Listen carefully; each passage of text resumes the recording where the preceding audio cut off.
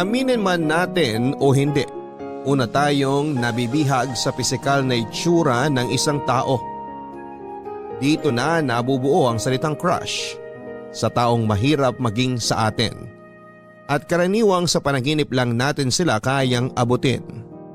Ikaw kapuso, naranasan mo na bang magkagusto sa iyo ang taong crush mo? Karaniwan sa pelikula o sa mga nobela lamang napapanood at nababasa ang mga boy meets girl love story. Pero ibahin ninyo ang kwento ng ating kabarangay ngayong araw na si Lovell. Dahil ang dating crush ng niya noong kolehiyo na si Deo ay naging nobyo niya sa totoong buhay. Saan nga ba patutungo ang isang love story na maala fairy tale ang datingan? Makakamit kaya nila ang happily ever after or mauuwi lang ito sa isang bittersweet ending? Yan ang dapat ninyong pakaabangan dito lamang sa mga kwento ng pag-ibig, buhay at pag-asa sa nangungunang Barangay Love Stories. Dear Papa Dudut, bago ang lahat ay gusto ko lang muna kayong batiin at lahat ng listeners ng Barangay Love Stories ng isang mapagpalang araw. Ako po si Lovell, 30 years old, dating radio journalist turned freelancer writer. Ang programa niyo na po ang nakasanayan kong pinakikinggan tuwing nagsusulat ako. Sobrang impressed kasi ako sa mga stories na ibinabahagi ninyo. Dito ako humuhugot ng inspirasyon para sa mga topics na sinusulat ko, lalo na't bawat kwento na inyong isinishare ay nagsisilbing eye-opener para sa mga listeners na katulad ko. Kaya naman naisipan kong i-share ang love story namin ng boyfriend ko na hopefully ay kapulutan din ng aral ng mga kapwa ko kabarangay. Mahigit 10 years na kaming magkasintahan ng boyfriend kong si Deo. Nagkakilala kami noong nag-aaral pa lamang ako sa college. Sa totoo lang ay parang straight out of a movie ang kwento naming dalawa, kung saan ang isang average looking girl na tulad ko ay na-fall sa isang heartthrob na mahirap abutin. Mass comm student ako samantalang HRM naman ang kurso ni Deo. Ako yung tipo ng tao na academic achiever. Ang focus ko noon ay ang mag-aral at makatapos. Kaya wala na akong time para sumali pa sa mga extracurricular activities maliban na lamang sa pagiging parte ng school paper namin kung saan ako ang kasalukuyang editor-in-chief noon. Sa kabilang banda si Deo naman ang maituturing na campus crush. Sikat dahil sa good looks nito. Suki siya sa mga school pageants at karaniwang mukha ng campus para sa mga brochures at advertisement posters. In short ay magkaiba kami ng mundo. Pero kahit ganon, Papa Dudut, ay isa ko sa mga humahanga sa physical looks ni Deo. Hindi ko ito kinakaila dahil totoo namang gwapo talaga siya. Taglay nito ang tipikal na boy next door look. Pangmati ni idol ang datingan na pupwede nang ihilera sa mga tipo nila Alden Richards at Ruru Madrid. At ang pagkakaroon ko ng crush kay Deo ay hindi na bago sa kaibigan kong si Benji.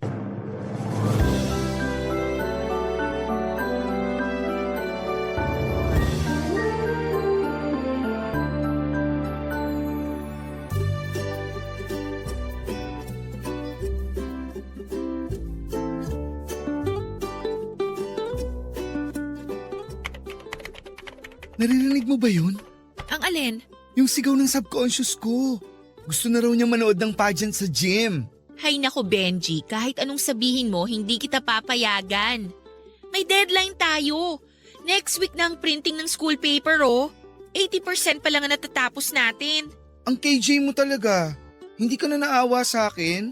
Foundation day pa naman ngayon. Tapos pinagtatrabaho mo ako rito sa office. Para saan pat naging associate editor ka kung hindi mo ako tutulungan dito? Kasi naman, pwede naman nating ipagawa na lang to sa mga first year at second year. Palibasa wala sa bokabularyo mo ang salitang enjoy eh. Hindi ka pa ba sawa sa foundation day? Paulit-ulit lang naman na ginagawa yan eh. Senior na tayo. Ilang beses na nating naranasan yung foundation day na yan. Hayaan mo na yan sa mga freshmen, sila nang mag-enjoy dyan. Paano naman ako? Hindi ko ba deserve mag-enjoy? Pageant na nga lang libangan namin mga bakla, pagkakait mo pa. Ano ba kasing maganda sa pageant na yan? Sa totoo lang nagsasayang lang sila ng budget para dyan eh. Sound system, stage design, premyo at kung ano-ano pa. Kung ginamit na lang sana nila yung pera sa mas makabuluhan, di sana happy ang lahat. At talagang pinanindigan mo na yung pagiging KJ mo ha? Sis, isang beses sa isang school year lang foundation day. It's for us to enjoy. Isang araw para kalimutan ang pressure sa academics at enjoy ang campus life. Kahit na. Para sa akin gastos lang yan. Daming alam? Ganito na lang. Paano kung ako na lang magsulat ng news tungkol sa pageant? Tapos pwede ako magsulat ng editorial tungkol doon. May nakatoka na para dun.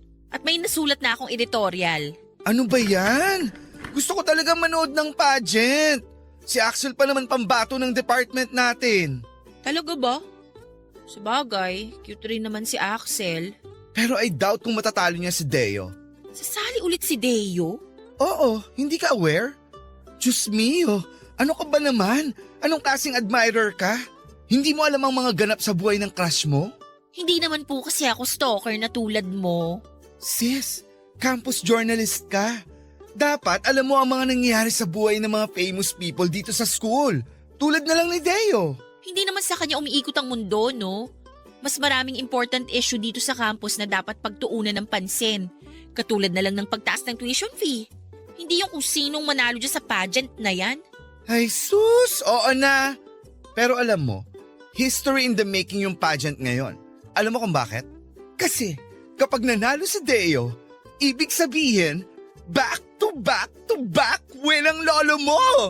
Wala pang nakakagawa niyan ever dito sa campus. Oh, pwede mo i-feature yan pang centerfold. Oo nga, no? Pwede rin. Oh, di ba ang galing ko? Di nabawasan na ng isa ang mga problema natin. Kung mananalo siya. Pero feeling ko hindi siya mananalo this time. Ako? Kay Deo ako kahit na taga-ibang department siya. Gusto mo pustahan tayo? Kapag nanalo si Deo, gagawa mo siya ng feature story at ikaw ang mag-i-interview sa kanya. At kapag natalo siya? Libre kita ng lunch. Sige, lunch for 1 week ah. Uy, OA ha. 3 days lang. Grabe to.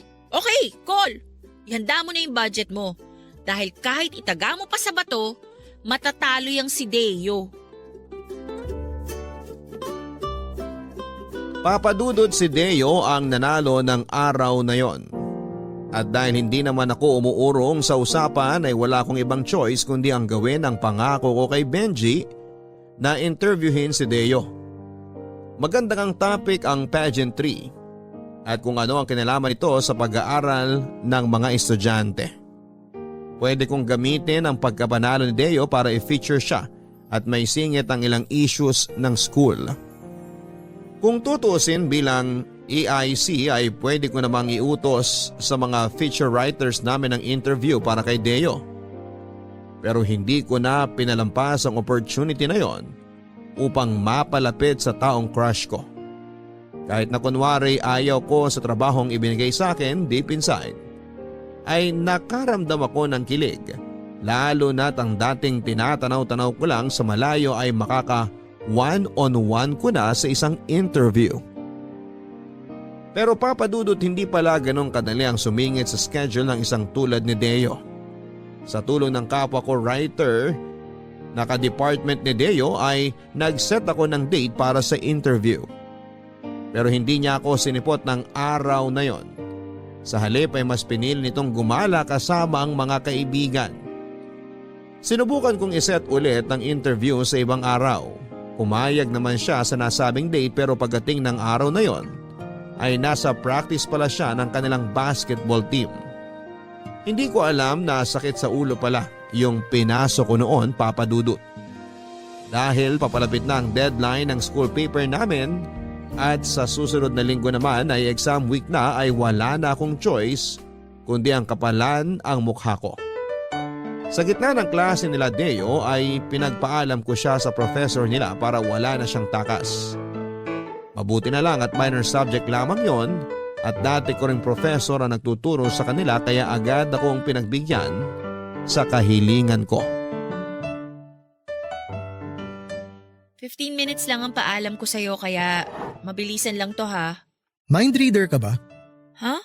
Ang sabi ko, mind reader ka ba? Kasi nabasa mo kung ano laman ng utak ko eh. Kanina kasi nag-i-imagine ako. Paano kaya kung may chicks na biglang sisingit sa gitna ng klase para ipagpaalam ako? Tapos, boom! Dumating ka. Dumating ako kasi hindi mo ako sinisipot.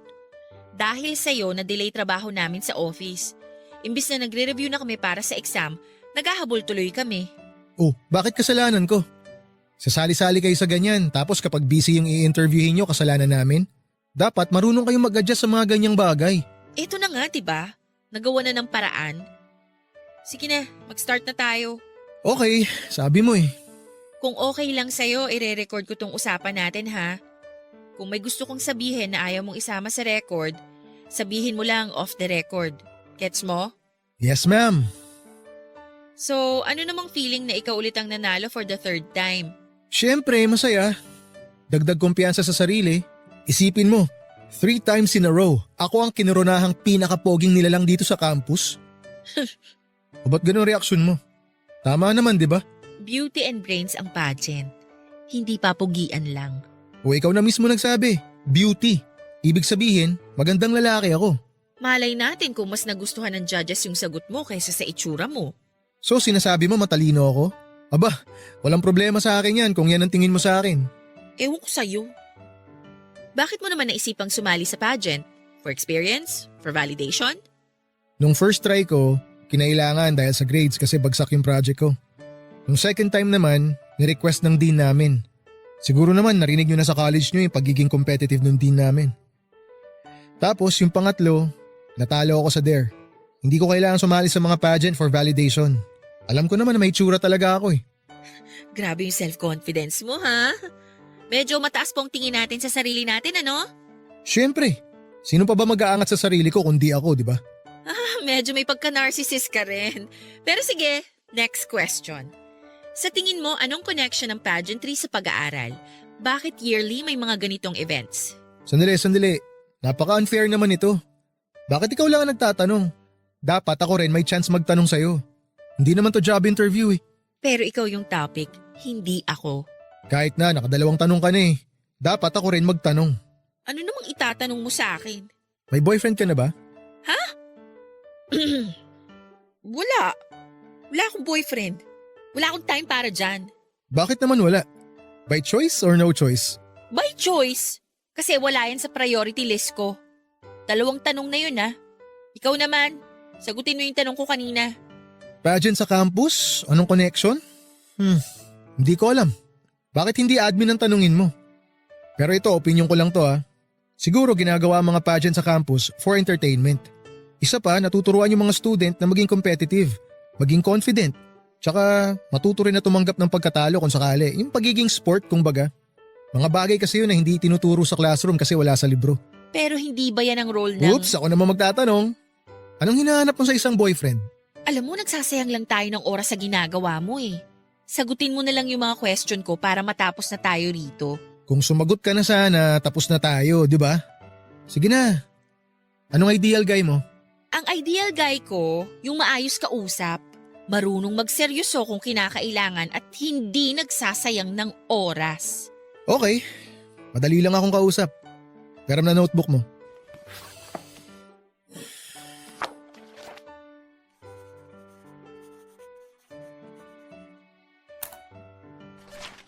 Oh, ayan. Ano to? Phone number ko. Pwede mo ako i-message para sa mga tanong mo anytime, anywhere. Teka lang, saan ka pupunta? Tapos na yung klase ko, so lunch na. Kain ka na rin. Teo! Di ba sabi mo, huwag magsasayang ng oras. Doon na po nagsimula ang connection namin ni Deo, Papa Dudut. Para matapos na ang programa ay wala akong ibang choice kundi ang kontakin siya para masulat ko na ang article para sa kanya. Pero ang nakapagtataka, matapos mapublish ang school paper namin ay nagpatuloy pa rin si Deo sa pag-contact sa akin. Mapang-asar siya, Papa Dudut. At ako naman itong hopeless romantic ay kinagat ko naman ang pangungulit niya. Hindi nga naglaon ay mas napalapit kami sa isa't isa. Siyempre ay tuwang-tuwa ang kaibigan kong si Benji na naging dahilan ng lahat.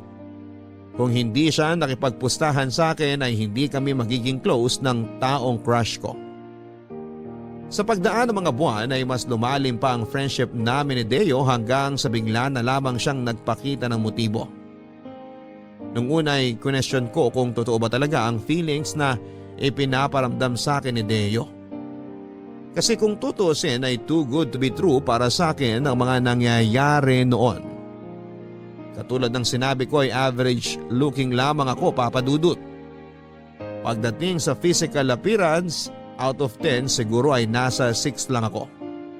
Kumpara naman kay Deo na almost perfect na ang pagiging gandang lalaki niya.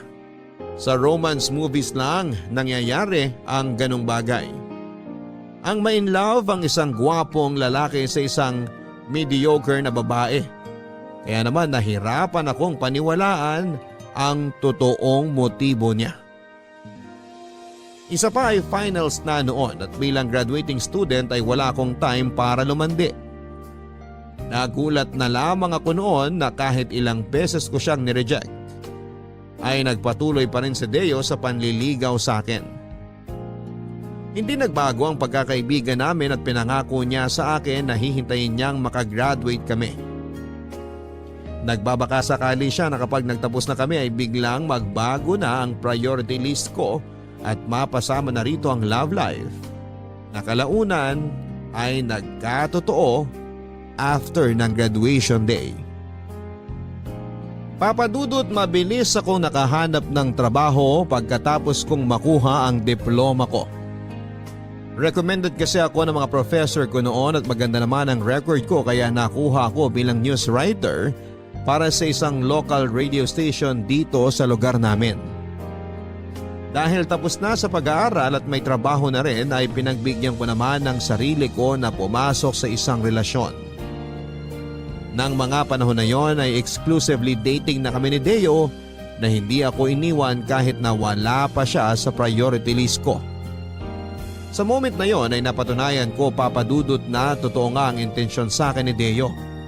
Hindi naglaon ay sinagot ko rin siya. Product manager na noon si Deo. Sa kabila ng pagiging chill at happy-go-lucky nito ay magaling si Deo sa maraming bagay. Kaya naman hindi na nakapagtataka na mataas kagad ang naging posisyon nito sa trabahong pinasukan niya. Papadudot, tumagal kami ng halos 6 na taon bilang magkasintahan ni Deo. Nang mga panahon na yon, ay may mga pagkakataong napapaisip pa rin ako kung paano ko napaibig ang isang katulad ni Deo na halos nasa kanya na ang lahat. Parang kailan lang noong palihim ko pa siyang ninanakawan ng tingin na para bang bituing mahirap abutin. Tapos biglang boyfriend ko na siya. Pero kung tatawagin niyo akong swerte sa pag-ibig ay nagkakamali kayo dahil kaakibat ng pagkakaroon ng gwapo, madiskarte at boyfriend na may stable na buhay ay ang pagkakaroon ng agam-agam na maaari siyang lapitan ng tukso na nagkalat lamang sa paligid-ligid. Ang layo ng tingin. Ang lalim ng iniisip. Anong meron, te? Problemado ka? Ha? Tignan mo, hindi nakikinig. Nakwento ko na buong buhay ko rito, hindi ka pala nakikinig. Sorry, may iniisip lang ako. Tulad ng, anong iniisip mo dyan at parang tulala ka? Iniisip mo ba kung paano makamit ang world peace? Hindi, no. Sige na, tuloy mo na yung kwento mo. Tapos na ako. Ikaw naman magkwento. Anong meron? Wala naman talagang problema pero nababother lang talaga ako eh. Nambabother saan? Ganito kasi yun. May company dinner yung team nila Deo kahapon. Tapos tinag siya sa mga pictures. So syempre nakita ko. Tapos habang tinitignan ko yung mga pictures, May isang selfie tong isang girl kasama si Deo. Oh, tapos? Selos ka?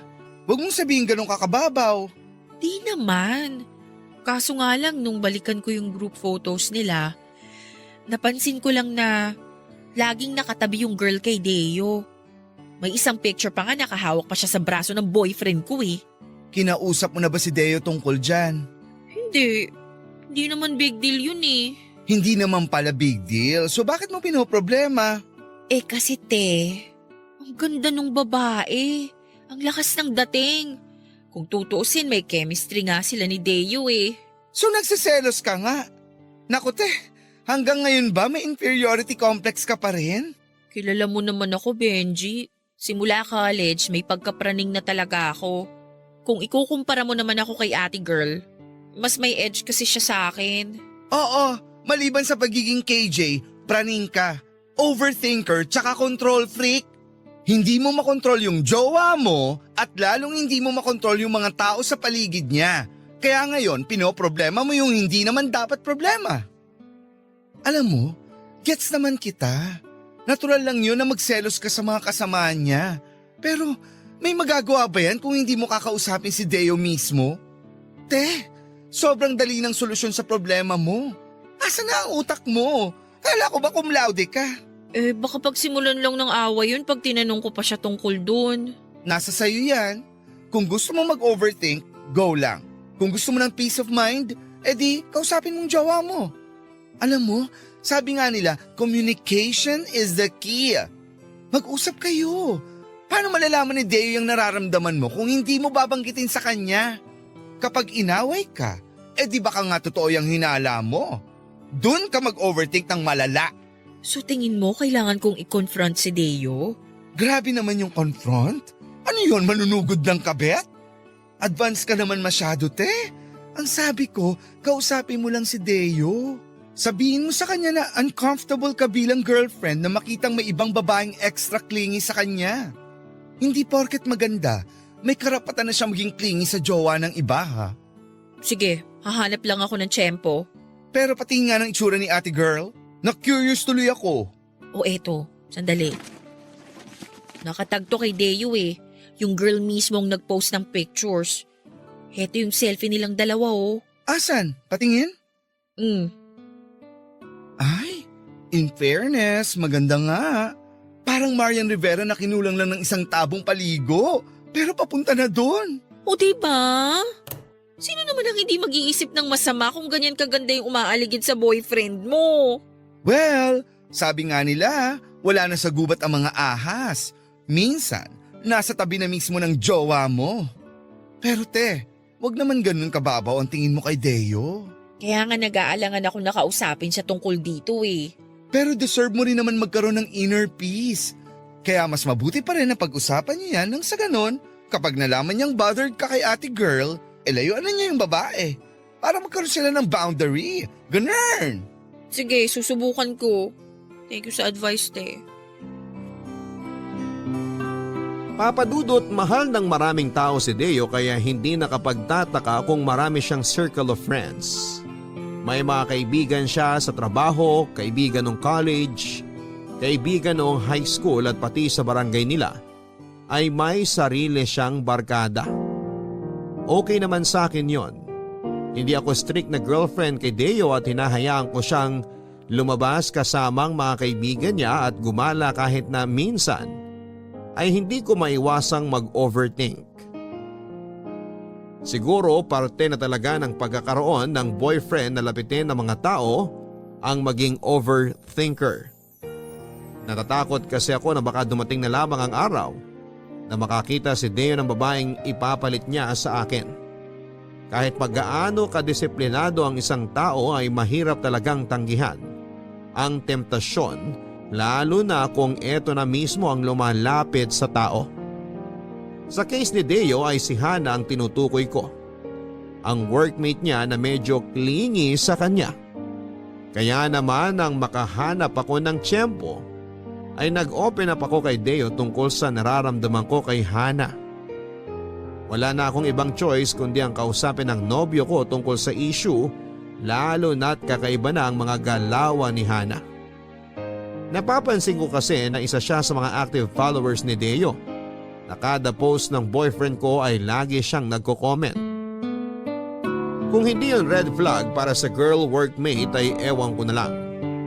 Kaya para sa ikakapanatag ng loob ko ay sinubukan kong kausapin si Deo. Masarap dito sa nabook mong lugar ha. Paano mo nalaman na matagal na ako nagkikrave ng sushi? Nabasa ko lang sa Facebook. Talaga? Parang wala naman akong pinopost tungkol sa sushi ah. Hindi naman kasi ikaw yung nag-post. Yung katrabaho mong si Hana. Nakita ko sa feed niya. Nabasa ko nga yung caption niya eh. Ang sabi dahil daw sushi ang cravings nyo, kaya nagdala siya ng sushi sa office. Napakomment ka nga ng thank you tapos nag-emoji ka na may heart eyes. Ah, okay. Naalala ko na. Last week pa yun ah. Teka, friends kayo ni Hana sa Facebook? Oo, inad ko siya. Hayaan mo, ipapakilala kita sa kanya next time. Mabait yun, for sure magkiklik kayo agad. Hindi halata pero bookworm din yun, parang ikaw. Talaga ba? Mukhang super close kayo ni Hana, no? Hindi naman maiiwasan yun. Partner ko siya ngayon sa bagong project na dinedevelop namin eh. May bagong product kasi kaming i-release for Christmas. Kasama ko siya sa team kaya kaliwat kanan mga meeting namin. Ah, okay. Oh, bakit? O, anong bakit? Alam ko na yung tonong yan eh. May something sa ano mo eh. Ah, okay. Si Hana ba? Ayokong magtunog OA ha. Pero kasi, napapansin ko lang sa mga pictures niyo tuwing magkasama kayo nila Hana na medyo extra clingy siya sa'yo. Medyo touchy, ganun. Sabi ni. Kaya mo siya inad sa Facebook no? Kaya mo din ako dinala dito sa sushi place. OA ba ako? Hindi naman. Natural lang yung nararamdaman mo. Ibig sabihin lang nun, mahal mo talaga ako. Pero listen, don't worry. Yung relasyon namin ni Hana, purely platonic. Walang halong romance o kahit na anong attraction. Wala. Sa'yo? E paano naman kaya sa kanya? Eh hindi ko na problema yun. Kung type niya ako, di type niya ako. Wala naman ako magagawa ron eh. Basta ang mahalaga sa akin, aware siya na may girlfriend ako. At hindi ako gagawa ng kahit na anong paraan para suklian yung pagkagusto niya sa akin. At yung girlfriend ko hindi lang maganda, matalino pa. Sus, pinuwala pa ako nito. Okay, para sa ikapapanatag mo, simula bukas didistansya na ako sa kanya. No! Okay lang. Basta nasabi mo na walang problema kay Hana, okay na sa akin yon. Baka sabihin pa ng mga katrabaho mo paranoid girlfriend ako. Hindi, non-negotiable dapat yun. Bilang boyfriend, trabaho kong umiwas sa mga babaeng tingin ng girlfriend ko makakasama sa relationship namin. Kasi alam ko for sure na magsiselos din ako kapag may nakita akong lalaki na clingy sa'yo. Kaya gets ko yung nararamdaman mo ngayon. And believe me, I'm really sorry if I made you feel that way. Thank you. So, okay na ba tayo? Pwede na ba nating enjoyin tong sushi natin? Oo na. Ikaw talaga. Ubusin mo yan ha, ginusto mo to eh. Ano, ha? Sushi pa more? Umubos nito ah. Ikaw nagkikrave niyan eh. Ang cute mo pala magselos, no? Excuse me po, hindi ako nagsiselos. Na-bother lang ako. Pareho lang din yun. Hindi kaya. Oo kaya, O edi nagselos na. Happy? very. Well, lagi naman akong happy tuwing kasama kita. Tama nga ang sabi ni Benji Papadudut na pagdating sa relationship ay communication is the key. Hindi maaayos ang problema ninyong magjowa kapag hindi ninyo ito pag-uusapan. Malaki ang naitulong ng pag-open up ko kay Deo. Nakahinga ko nang malaman kong naiintindihan niya ang nararamdaman ko. At dahil doon ay nabawas-bawasan kahit papaano ang pag-overthink ko. Nadagdagan tuloy ng 10 puntos ang loyalty points ni Deo sa libro ko. Alam ko naman na hindi healthy ang palaging pag-overthink, lalo na't gumagawa ako ng mga senaryo sa utak ko ng mga bagay na maaaring hindi naman talaga nangyayari sa totoong buhay. Mabuti na lang talaga at never gumawa si Deo ng rason para lumala pa ang pagiging paranoid ko. Matapos i-release nila Deo ang bagong produkto ng kanilang kumpanya, ay hindi na nagkasama pa sina Deo at Hana sa mga sumunod na projects nito. Ganun pa man, ay hindi pa rin natigil ang pagiging social butterfly ng nobyo ko. Dahil nga pinapalibutan siya ng maraming kaibigan, ay mayat maya ang paggala nito sa labas. Nasanay na nga ako sa tuwing Biyernes at Sabado ng gabi ay lagi itong nasa bar kasama ang mga tropa niya. Wala namang kaso yon sa akin, Papa Dudut, dahil sa ilang taong pagsasama namin ay ipinakita at pinaramdam sa akin ni Deo na ako lang talaga ang babaeng mahal niya. Pinanghawakan ko ang mga pangako niya sa akin at pinagkatiwalaan ko siya ng buong puso na kailanman ay hindi niya ako lolokohin. Sa pamamagitan ng tiwala sa isa't isa ay tumagal ang relasyon naming dalawa ni Deo ng mahabang panahon. Pero ang hindi namin inakala ay paparating pa pala ang pinakamabigat na pagsubok sa aming relasyon na aming haharapin na muntik nang ikasira ng relasyon naming dalawa. Papa Dudut, kakatapos lang naming i-celebrate noon ang 10th anniversary namin ni Deo bilang magkasintahan. Normal celebration lamang ito kung saan ay kumain kami sa labas. Sa loob kasi ng 10 taon naming pagsasama ay parang normal na araw na lamang ito para sa aming dalawa. Pagkatapos ng date namin ay maaga akong umuwi dahil maaga ako sa trabaho kinabukasan. Samantala, nagpaalam naman si Deo na makikipag-inuman siya sa mga katrabaho niya para naman i-celebrate ang bagong product nila. Nakaka-launch lang din ang araw na yon. Dahil Biyernes naman at wala siyang pasok kinaumagahan, ay pinayagan kong lumabas si Deo. After all ay deserve din niyang i-treat ang sarili niya dahil sa success ng kanilang launching. Tandang-tanda ko pa ang last update sa akin ni Deo ng gabing yon bago ko matulog. Alam niyang mahilig akong mag-alala kaya sinisigurado niyang meron silang designated driver para makauwi sila ng maayos. Pagkatapos noon ay mahimbing na akong nakatulog hanggang sa nagising na lamang ako sa tawag ng katrabaho kong si Angel. 3:00 na noon ang madaling araw. Kasalukuyan daw na nasa police station si Angel para mangalap ng balita nang makita nito ang police report tungkol sa banggaan ng isang pickup at SUV. Malungkot niyang binalita sa akin na 2 sasakay ng pickup ang dead on the spot. Samantalang ang isa naman ay kritikal sa ospital. Noong una ay nalito ako sa kung bakit ito ibinabahagi sa akin ni Angel. Tumigil na lamang ang mundo ko nang banggitin niya na isa umano si Deo sa mga sakay ng pick-up. Angel, may balita ka na ba? Na-confirm na po ng pulis yung 2 namatay. Si Kuya Deo raw po yung nandito sa ospital ngayon. Thank God. Nasaan na kaya siya? Okay na ba siya? Wala pang balita, ate eh. Sabi ng pulis na first responder, grabe raw yung tinamo niya. Akala nga nila patay na siya pero nung pulsuhan may nakita pa. Sa sitwasyon daw niya kanina, himala nga raw na nakasurvive pa siya eh. Ano ba kasing nangyari? Nakuha mo na ba yung police report? Nag-counterflow yung pickup na sinasakyan nila, tapos bumangga sa kasalubong na SUV. Dead on the spot daw yung driver. Yung kasama nila sa likod, sinubukang i-revive ng paramedic kaso hindi na raw nakasurvive. Nakausap na ng pulis yung ibang kasamahan nila, galing daw sila sa bar. Lasing daw yung driver ng pickup. My gosh! Sabi nang huwag mag-drive ng lasing eh! Lavel, ano nang balita kay Deo? Benji! Critical daw siya! Saan ba kasi sila galing? Akala ko ba kayong 2 ang magkasama? Di ba nga anniversary nyo? Umuwi ako ng maaga kasi nga maaga ang call time ko bukas. Kaya ayun, pinayagan ko siyang sumama sa mga katrabaho niya kasi magse-celebrate daw sila. Excuse me. Ate Lovell, baka gusto mong ako na mag-relay na hindi ka muna makakapasok ngayong araw? Ako na lang sasalo sa ibang reports mo. Thank you, Angel. Babawi ako sa'yo. Wala yun. Ang mahalaga nandito ka kasama ni Kuya Deo. Kailangan ka niya ngayon.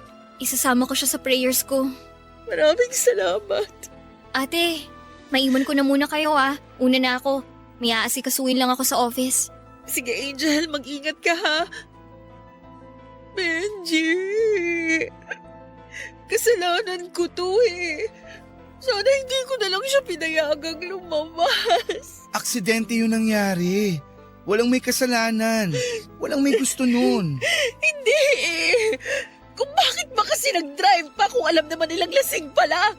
Diyos ko naman, napakasimpleng bagay. Dapat pinigilan ni Deo yung kasama niya eh. Nadamay tuloy siya. Huwag na tayong magsisihan. Nangyari na yung nangyari. Dapat sinabihan ko na lang siya na mag-taxi pa uwi eh. Eh di sana hindi nangyari yon.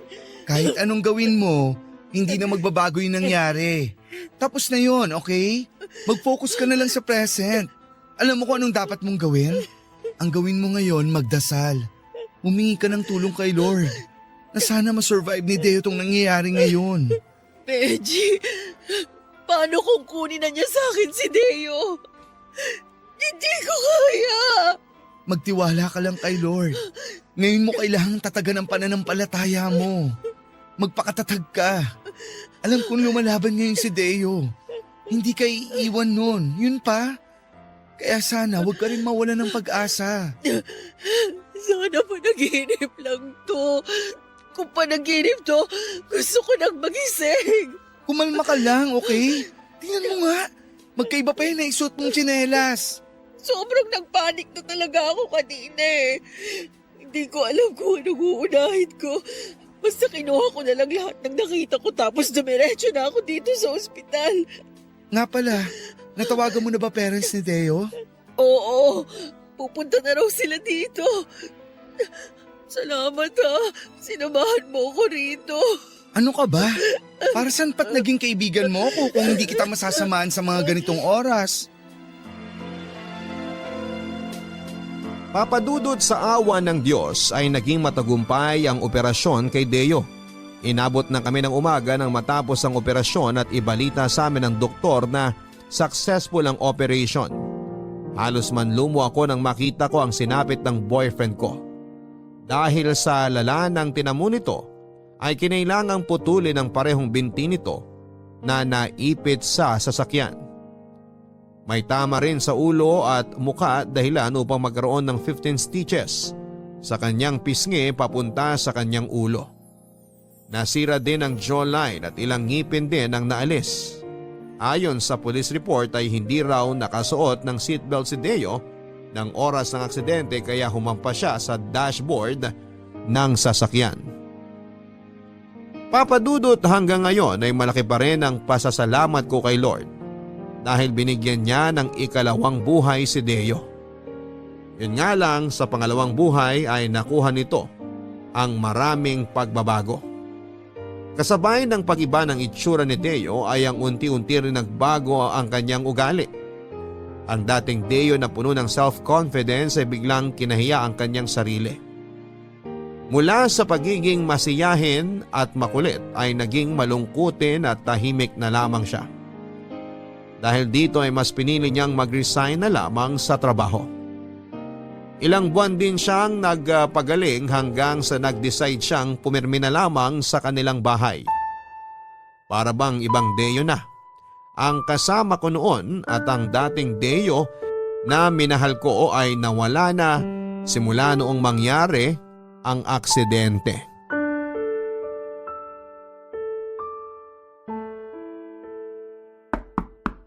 Deo, pasok na ako ha.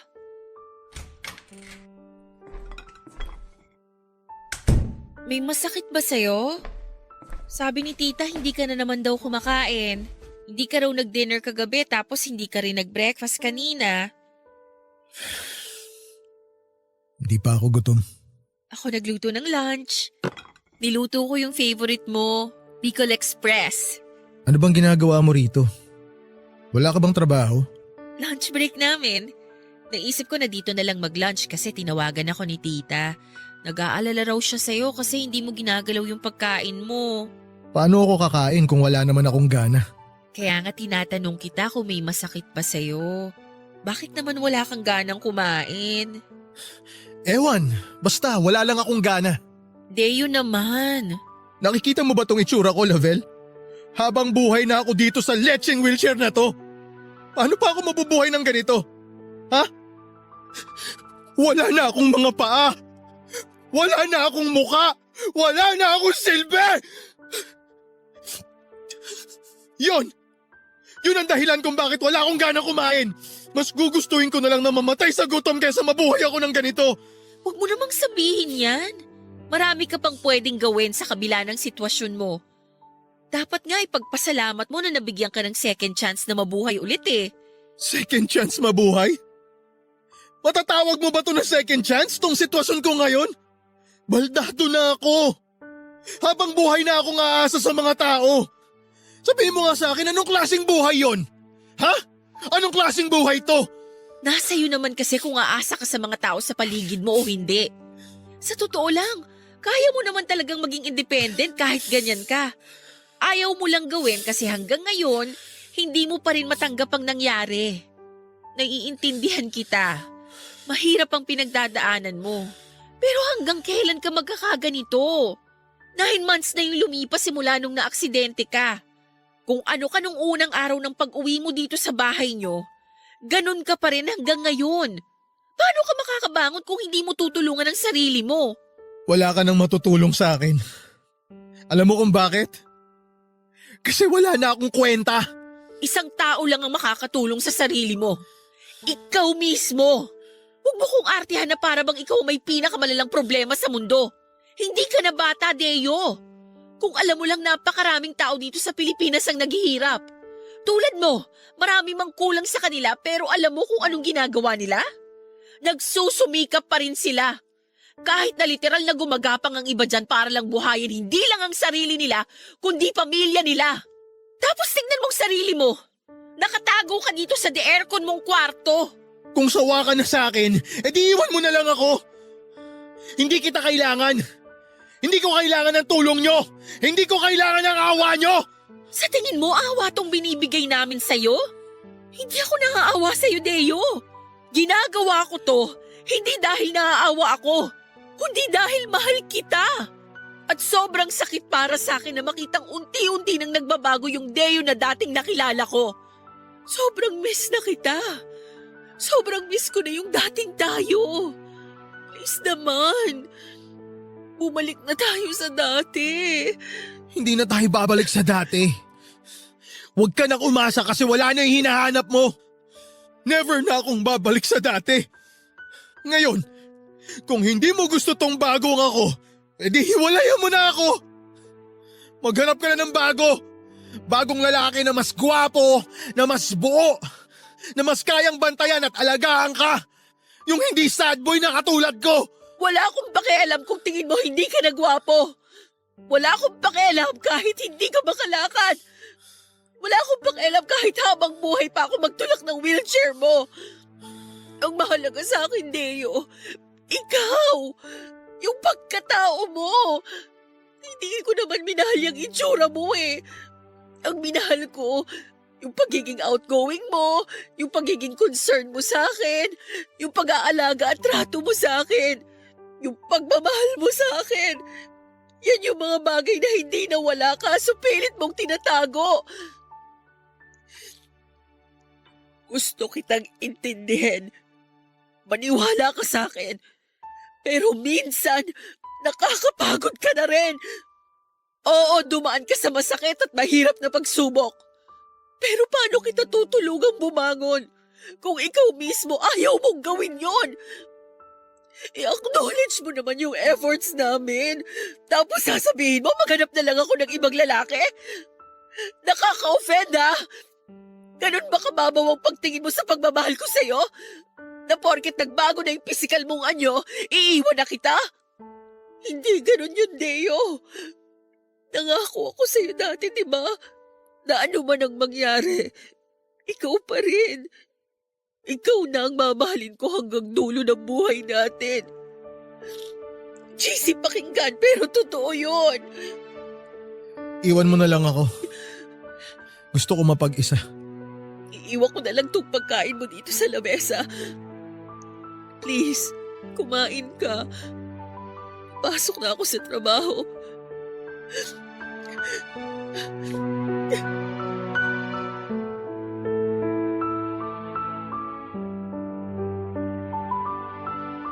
Papadudot sa kabila ng mga sinabi ko ng araw na yon ay wala pa rin nagbago sa ugali ni Deo. Mas lalo pa itong na-insecure na baka isang araw ay bigla ko na lamang daw siyang ipagpalit sa iba. Sa mga sumunod na buwan ay mas naging seloso si Deo.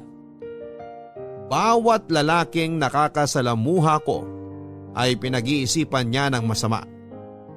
Alam ko naman sa sarili ko na hindi ko magagawang mag-cheat kay Deo. Pero at some point ay naintindihan ko rin siya dahil minsan na rin akong nalagay sa kinakatayuan niya. Naalala ko tuloy noong nagselos ako sa katrabaho niyang si Hana. Natakot din ako noon na baka ipagpalit niya ako sa mas maganda kesa sa akin. Nagselos lang naman ako noon dahil mahal ko siya at siguro'y ganun din siya ngayon na nagsiselo sa ibang lalaki dahil mahal niya ako. Hinabahan ko na lamang ang pasensya ko, Papa Dudut. Pero habang tumatagal ang relasyon namin ay masyado nang nagiging controlling si Deo sa puntong nakakasakal na. Ayaw niya akong payagang lumabas. Kung lalabas man ay may time limit naman. Dumating pa nga sa puntong pati social media accounts ko ay hinihingan niya ng password para lamang mapatunayang hindi ako lumalandi sa ibang tao. Nang panahong yon ay tuluyan na ngang nagbago ang Deo na nakilala ko. Ginawa ko naman ang lahat pero sa huli ay tao lang din ako na napapagod. Kahit gaano pa kahaba ang pasensya ko ay may hangganan din ito, Papa Dudut. Sobra na noong naging toxic ang relationship namin na pati trabaho ko ay apektado na kaya nang minsang muling maghamon si Deo nang hiwalayan ay tinutuo ko na ito. At nakipaghiwalay na ako sa kanya, Papa Dudut. Papa Dudut, nagawa ko lang namang makipaghiwalay kay Deo dahil sa galit. Para kasing feeling ko ay hindi niya nakikita ang efforts ko. Lagi na lang niyang napapansin ang mga mali at pagkukulang ko.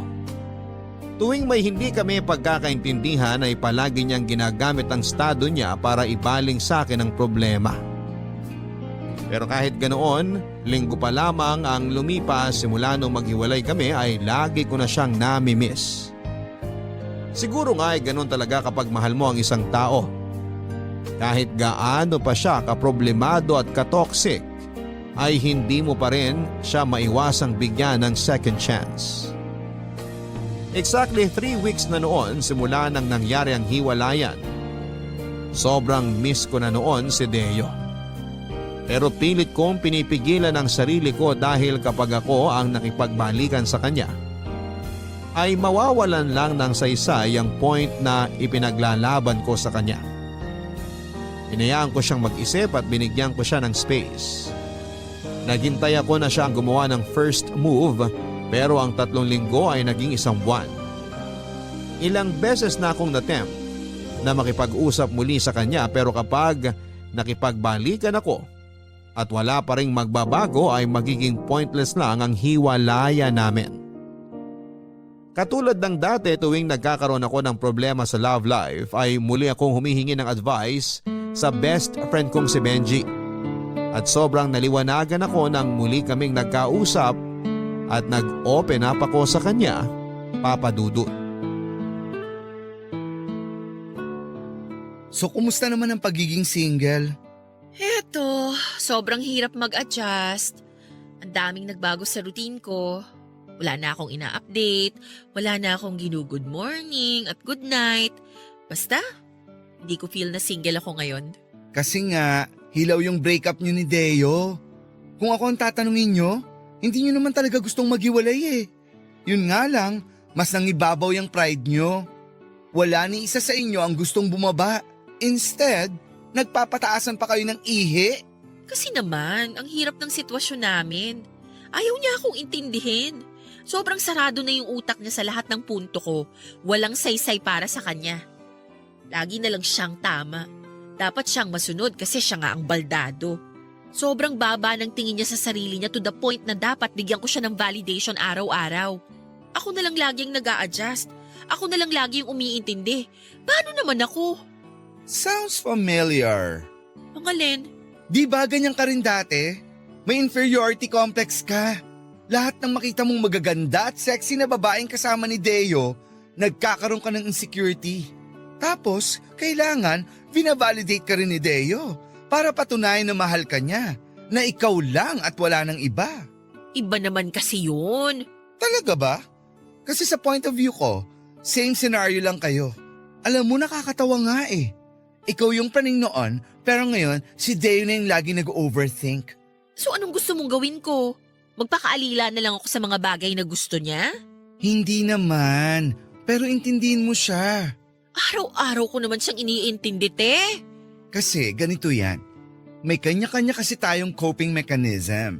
May ibang tao na sobrang tagal bago makarating sa acceptance stage at isa na si Deo doon. Imagine, sa isang iglap, biglang nawala ang lahat sa kanya. Work, social status, pati kakayanang maglakad. It takes time, girl. Kahit sabihin pa nating nag-heal na yung mga sugat niya sa katawan, ang tanong, yung sugat sa puso at isip niya, nag-heal na ba? So anong sinasabi mo? Kasalanan ko. Hindi naman sa ganun. To be honest, may point ka rin naman. Maybe you feel unappreciated right now. Gets naman kita. Masakit talaga ang ma-take for granted. So valid din naman yung nararamdaman mo. Ano ba talaga? Sino ba sa amin ang kinakampihan mo? Ay nako, wala akong kinakampihan kasi pareho ko kayong kaibigan. May point kayong dalawa at ang gusto kong gawin, gusto kong ipaintindi sa inyo pareho ang punto ng isa't isa. Imbis kasi na mag-meet kayo sa gitna para magkaroon ng middle ground, nag-iikutan kayo eh. Kaya paulit-ulit yung nangyayari. Mahirap bang intindihin yung gusto kong palabasin? Siguro mahirap para sa kanya. Alam mo te, of all people, dapat ikaw ang mas nakakaintindi kay Deo ngayon. Alam mo kung bakit? Bakit?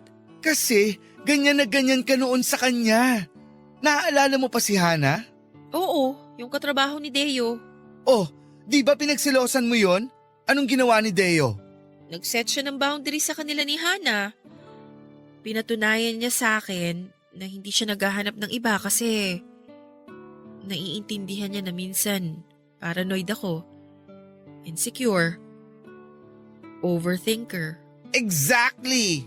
So anong dapat kong gawin? Ako unang mag-first move? Hayaan mo muna siyang makapag-isip-isip. Alam ko namang mahal ka nun eh. Kapag na-realize na niya kung ano or sino ba talaga ang priority niya, gagawa at gagawa ng paraan yon para maibalik ang relasyon nyo. Pero ang tip ko lang ha, kapag nagkabalikan na kayo, try to compromise. Pag-usapan nyo ang gusto mo at gusto niya. Ang ayaw mo at ayaw niya. Para sa ganun, hindi na kayo magkaroon ng misunderstanding. Yun lang yun. Paano kung ayaw niya na talaga sa akin? Maniwala ka sa akin. Hindi ka niya basta-basta pakakawalan. Hayaan mo siya magpakalalaki. Hello, ako pa ba? Kilalang kilala ko na kayong dalawa.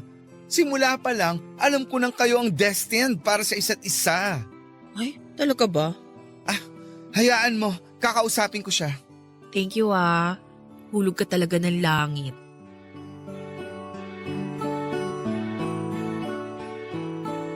Papadudot may halong katotohanan ang sinabi ni Benji.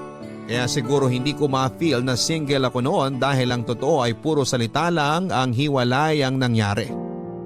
Nadala lang kami sa pareho naming galit at tama nga. Nabigyan namin ng sapat na oras ang isa't isa ni Deo para makapag-isip. Siguro nga ay kailangan lang naming i-evaluate ang sarili namin para maset namin ang priorities namin.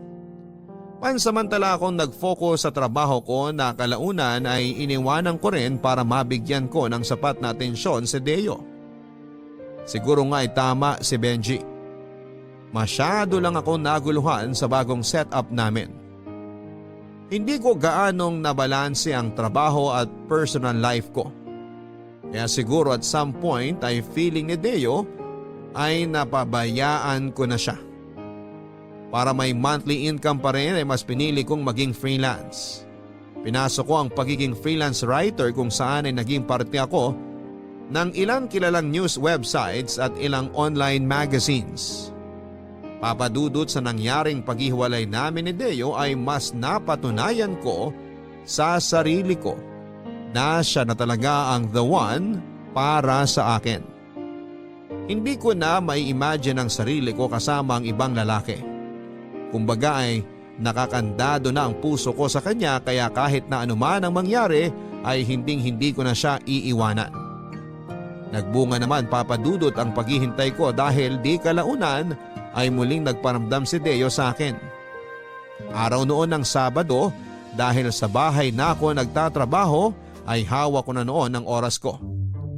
Inaya akong lumabas ni Benji. Ang hindi ko alam ay si Deo pala ang haharap sa akin ng araw na yon. At hindi ang kaibigan ko. Ay, sa wakas, dumating din. Hanggang ngayon, Filipino time ka pa rin, ano? Dapat matuto ka ring rumispeto sa oras ng mga kaibigan mo. Eto naman, late lang ng 20 minutes? Akala mo dami ng oras ang nasayang? Di ka na nasanay sa akin.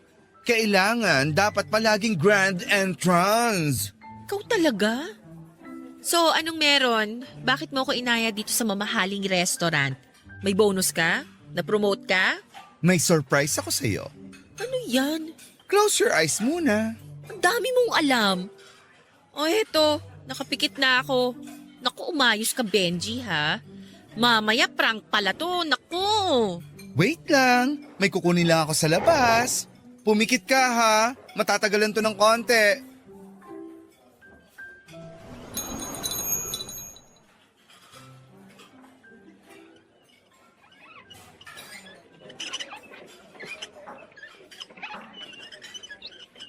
Surprise! Deo? O siya, tapos na ang roll ko rito. Gugora na ang inyong lingkod. See ya!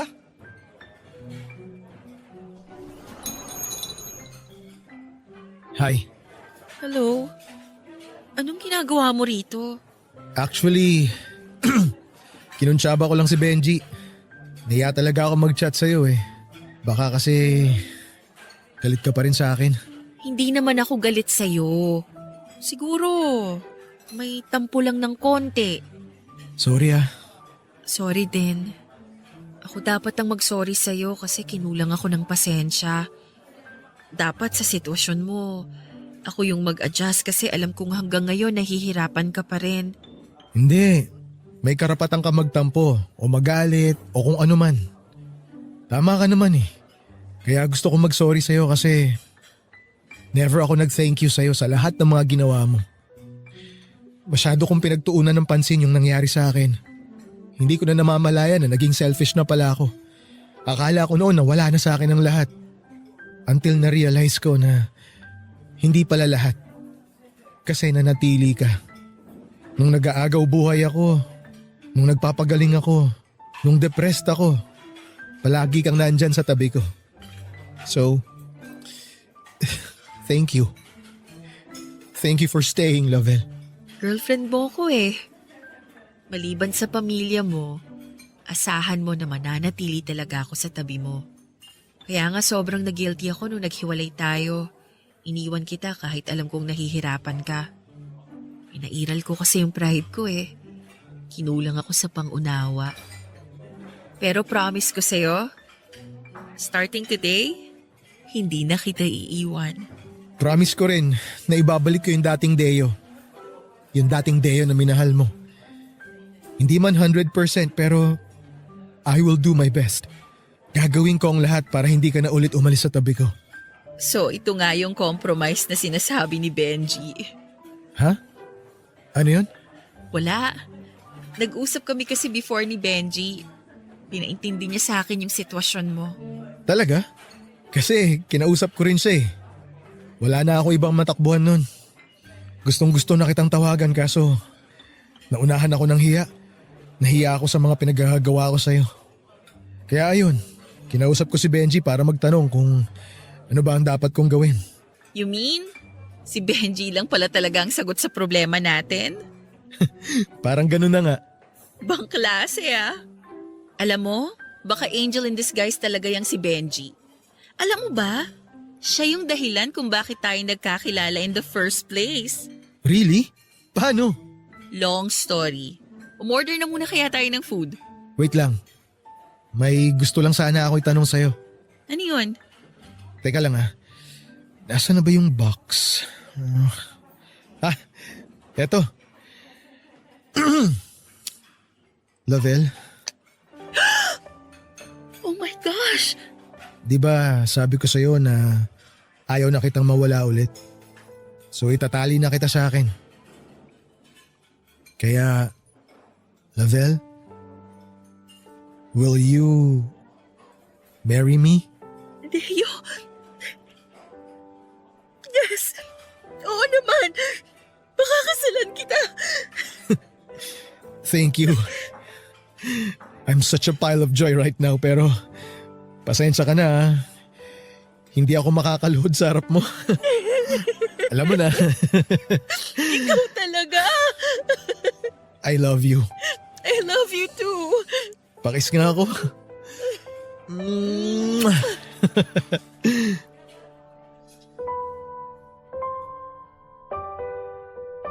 Papa Dudut, sa sumunod na taon kami nagpakasal ni Deo.